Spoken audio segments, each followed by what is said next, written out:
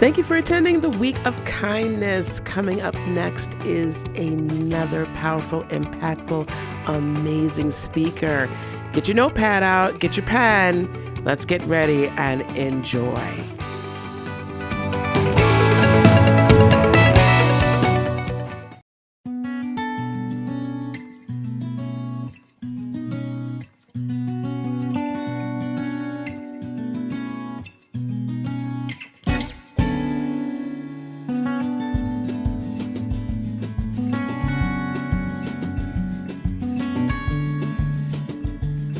Welcome to Mythbusters.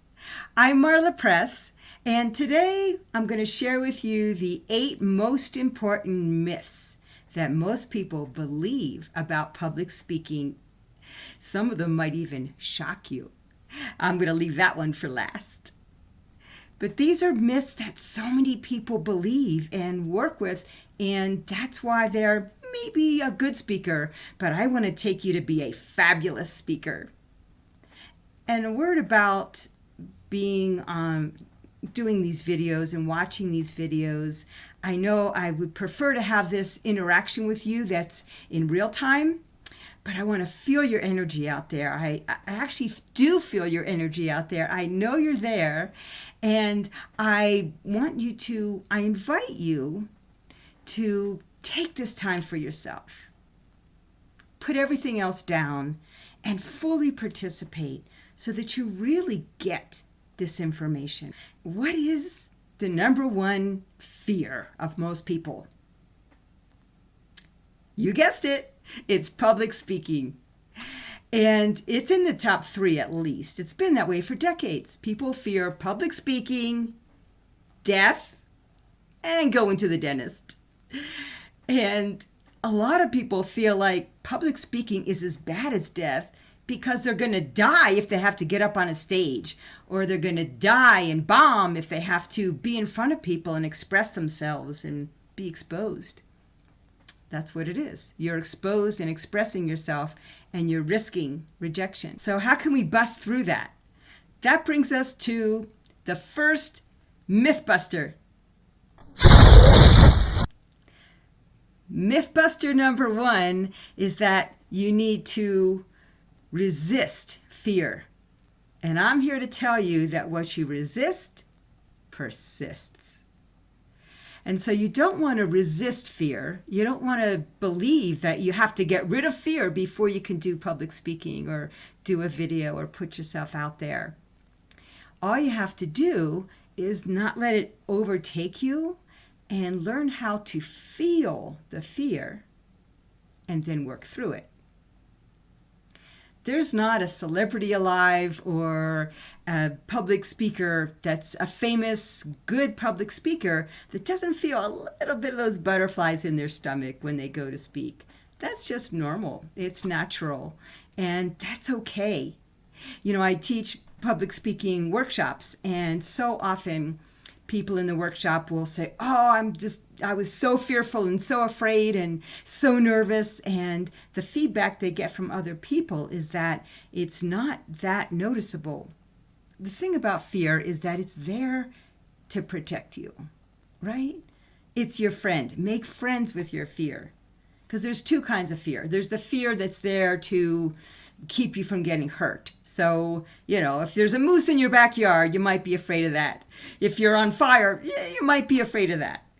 But most of the time, people fear what they think is going to happen. So it's something that doesn't exist, and yet they think about it and project into the future, and it makes them afraid. So be in the present moment and don't project into the future, but work through your fear. And mostly the way to do that is through experiential exercises and through practice, and getting feedback.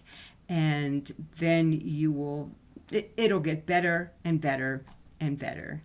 Why is this important to you?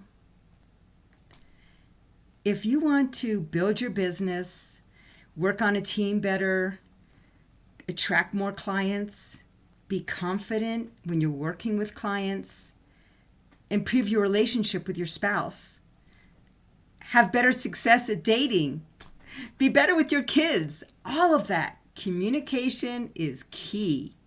And being more authentic, trusted, magnetic, and having deeper connections is the key to all of this. Or if you do own your own business, it's really important that you're good on camera, you're good on video, and you know how to put yourself out there, because that's the way that you're going to attract more business, make more money, have so much more success. And wouldn't it be great if you could have more connection and more magnetism and more even impact with your boss, your coworkers, your clients, your spouse, all your relationships? Yes, yes, and yes. So let's move on to Mythbuster number 2.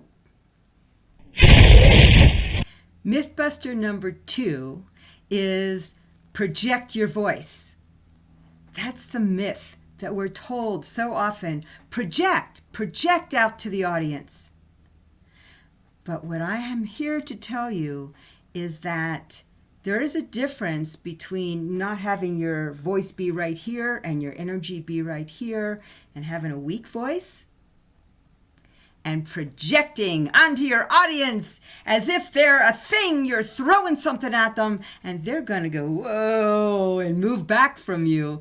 They're going to feel like you're spitting on them because it just doesn't feel good to be thrown at, to be projected onto. There's no communication. There's no connection or feeling back and forth. It's just a yucky feeling. There's 4, let's say, energy personality types, ways of having your energy around you. So one of them is the projector.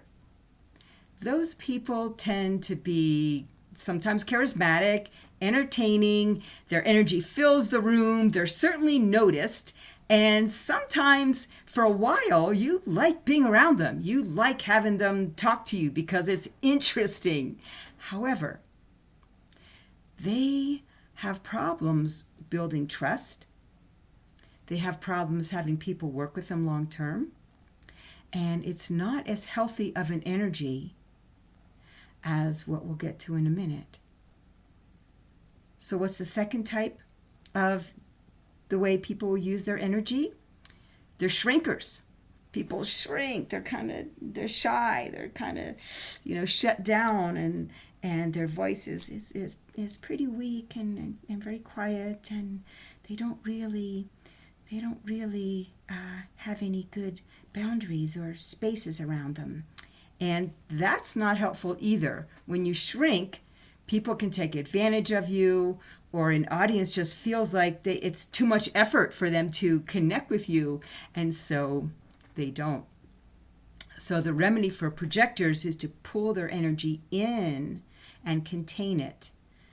The remedy for shrinkers is to expand their energy more so that they have this personal space that's powerful and yet contained.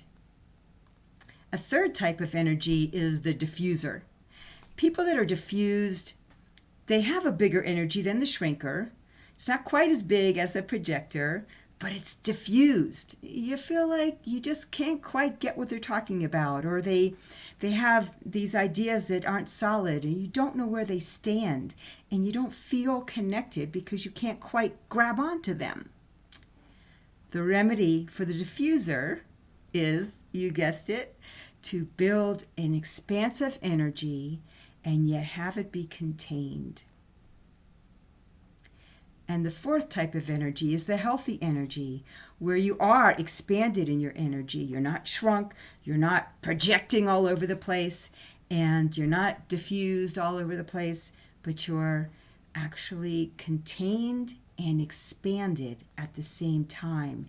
You have a strong personality, that's your space, but you radiate from inside. You're embodied in your energy. And instead of projecting it or spilling it, you radiate from inside.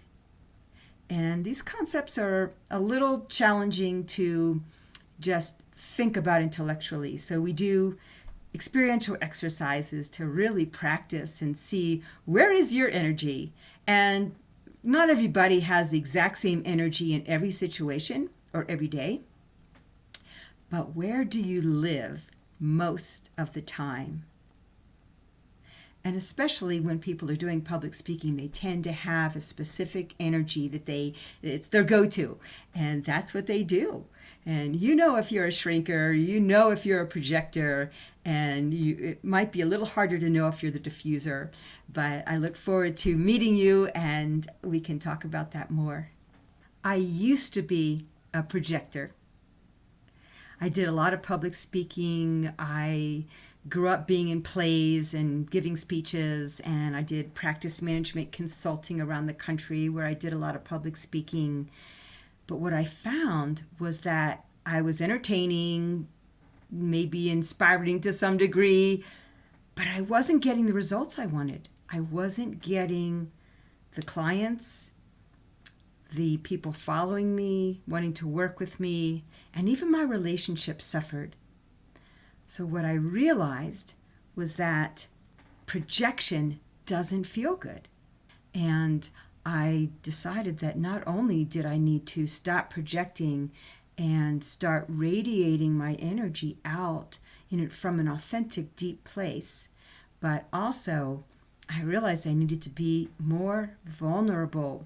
Yeah, that V word that nobody wants to talk about. So what is Mythbuster number 3?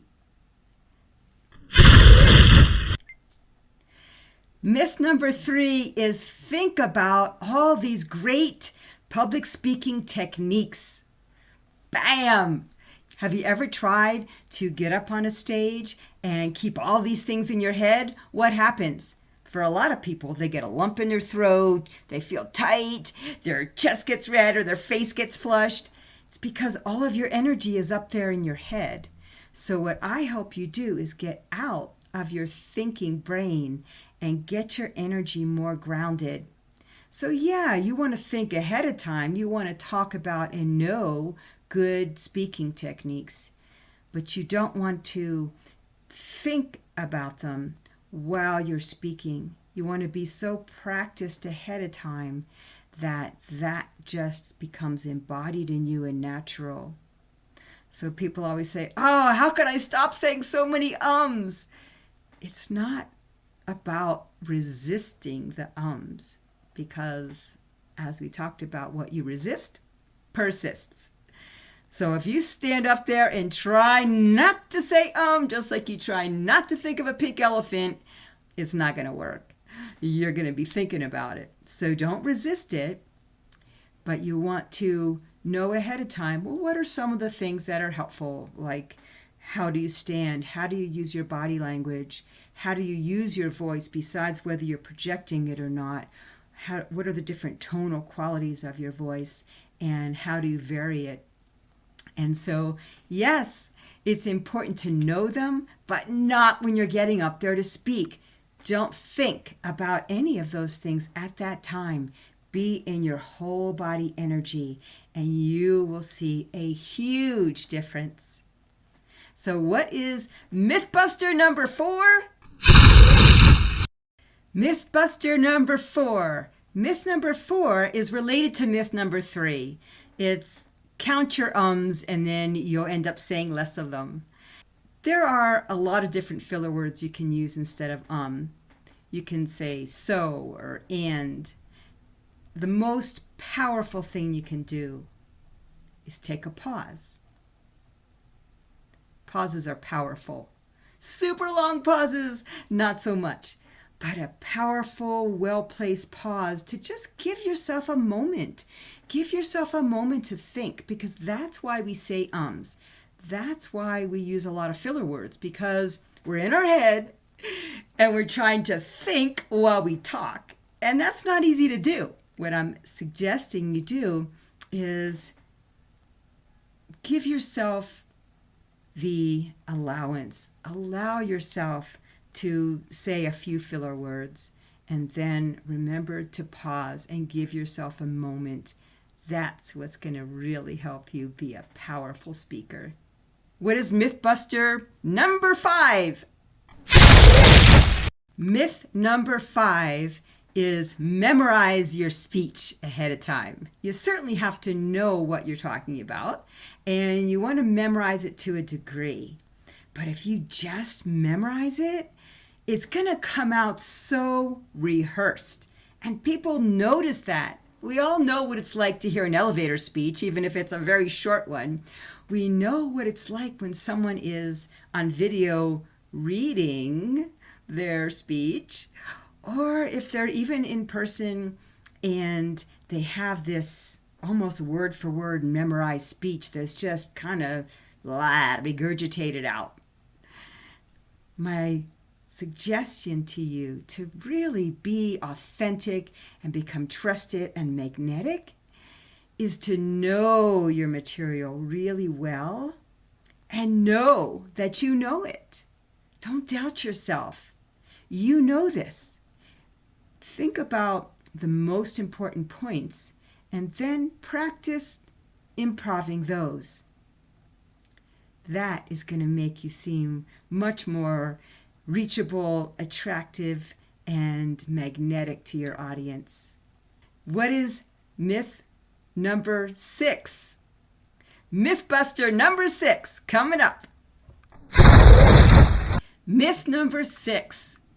More is more, and speak really fast so you don't lose people's interest. You know, we're so bombarded with information these days. We can barely take in new information, and everyone's attention span is pretty short, in part because we're so bombarded with information. And the truth about communication is that the less you say and the more powerful words you use in a slower manner, the more other people can listen. They won't tune out.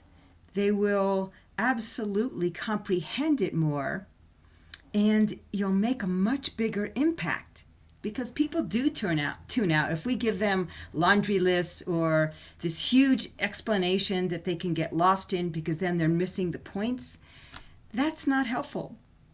So my suggestion is less is more, and use fewer words to say the same thing. And don't talk super duper duper duper duper fast.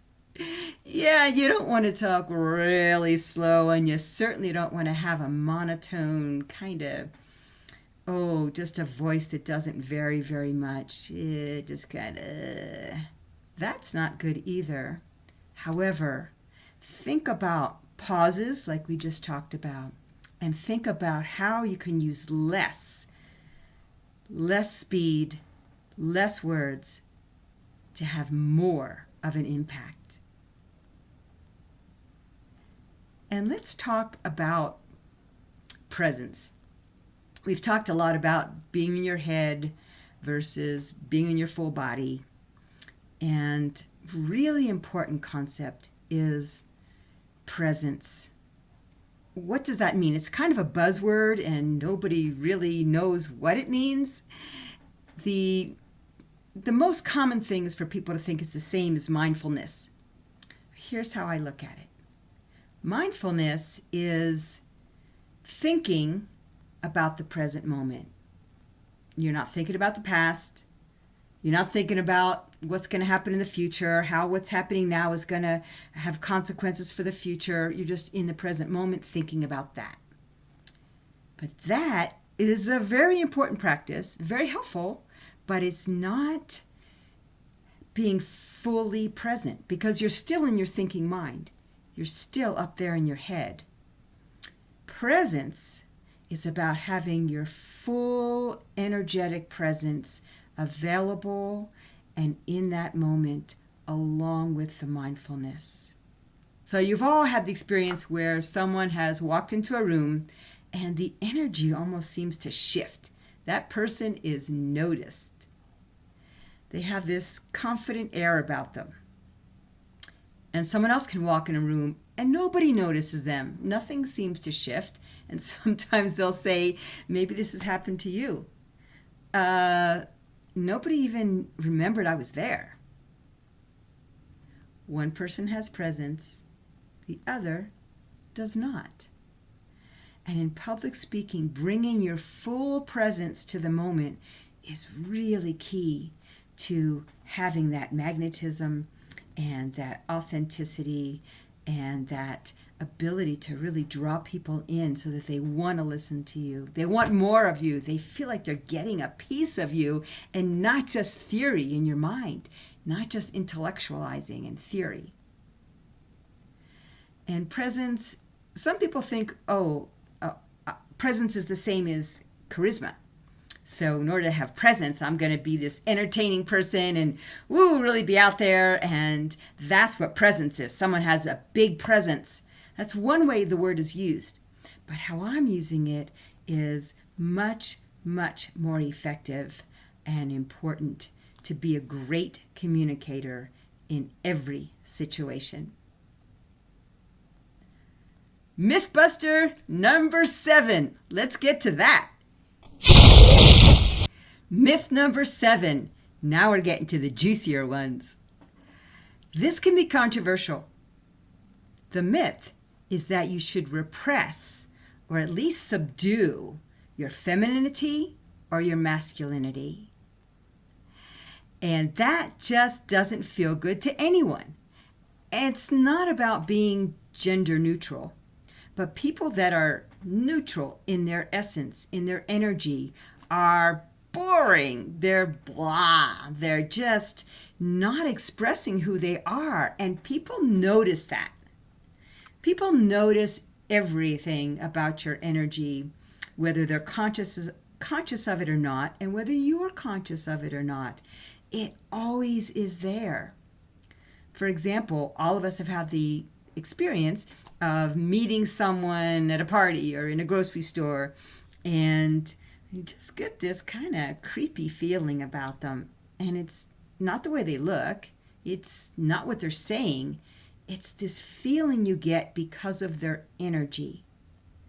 Or on a positive note, you meet someone in a party or a grocery store or a meeting, and you're really attracted to them.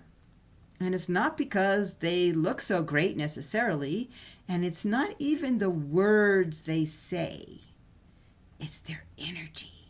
It's something about them that you cannot put into words. That is what energy does. We all experience it, but most of the time we're not conscious of it. We're not aware.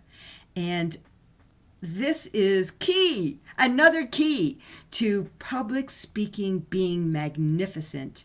It's when you are aware of your own energy and what it's doing, and other people will then, again, maybe not consciously, but they will have a real positive reaction to you, which is so awesome. So back to femininity or masculinity.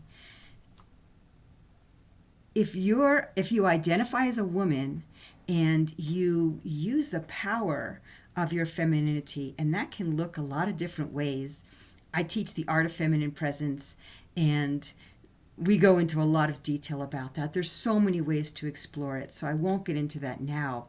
But I just want you to open to the thought that if you identify as a woman, use your femininity. Be in touch with your femininity, and don't repress it, or something won't feel good about that.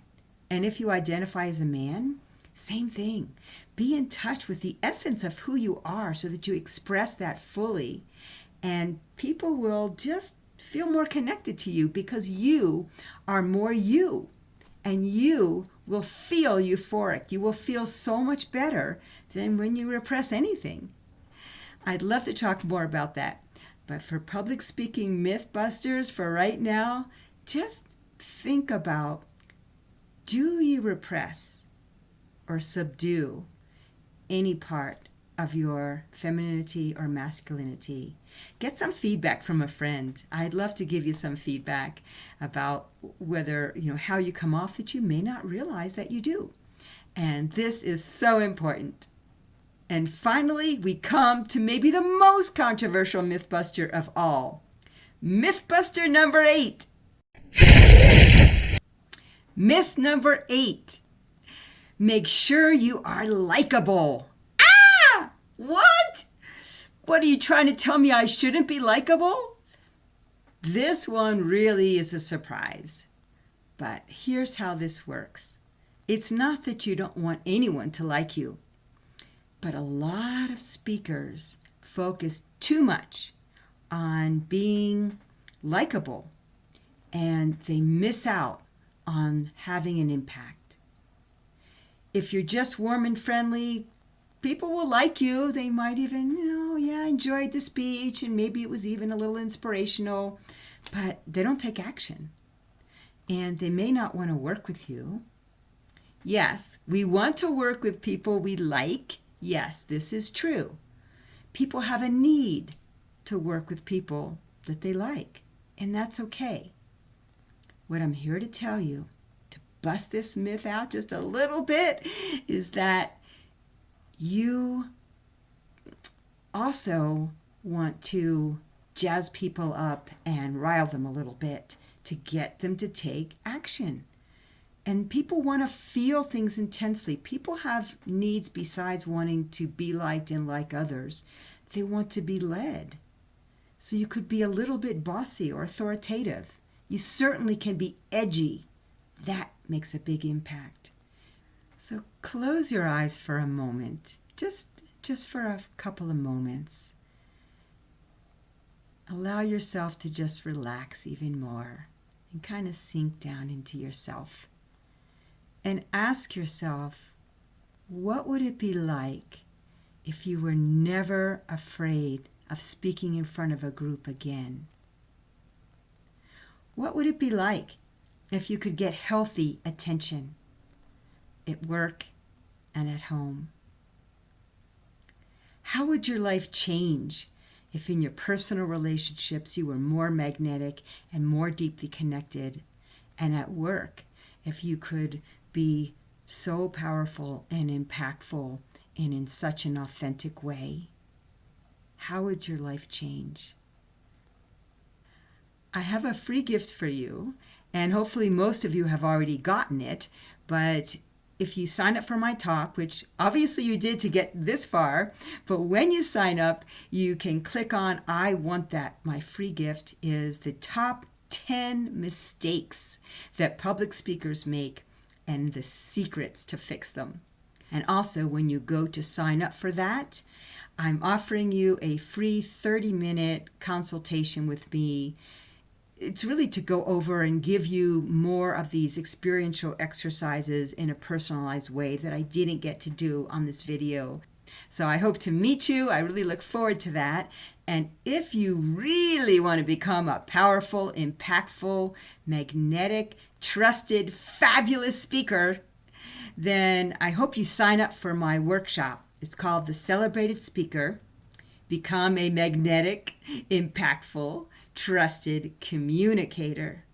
And no matter what stage or no stage you talk on, whether it's a video or whether it's just with one-on-one with clients or in your relationships, this is going to really help you because we go over so many more experiential exercises, and you get lots of very productive feedback, because that's the only way to get better. Practice, feedback, and really having powerful tools.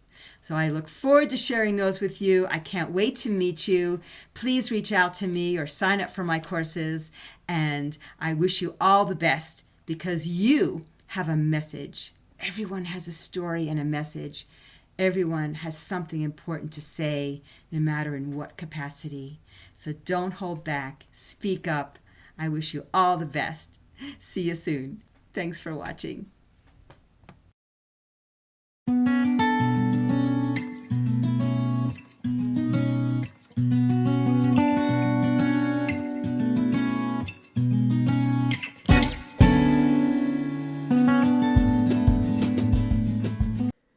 Wow, I hope you enjoyed that just as much as I did. Thank you so much for all of that great information. Hey, we're not done yet, so just relax. We're going to continue on with our next speaker in just a few moments.